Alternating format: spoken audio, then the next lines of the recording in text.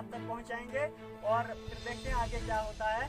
या तो हम जो ये पूरा सिस्टम है यहाँ की सिक्योरिटी जितनी भी है ये हम बंद कर मीटिंग करके ये जो डिपार्टमेंट है अपने तार और पोल जो है वापस लेकर किसी स्टोर में रखेंगे। हम बगैर लाइट के ठीक है, आज तो ऐसे भी कंपनी जो है ये सोलर वगैरह दे रही है, हमें उसमें गुजारा है। तो यही लेकर तो हमारा यही मुद्दा था आज यहाँ पर जमा होने का कि आखिर क्या वजह है, क्यों नहीं हमें ट्रांसफार्मर मिल रहा है। या तो रिपेयरमेंट किसी पुराने को दे रहे हैं, ना ये तो कोई बात नहीं है। ये कौन से डिपार्टमेंट किसको दिखा रही है कि आप अब हमें लोड दिखाओ, लोड कितना है, कितने चला रहे हैं, कितने क्या।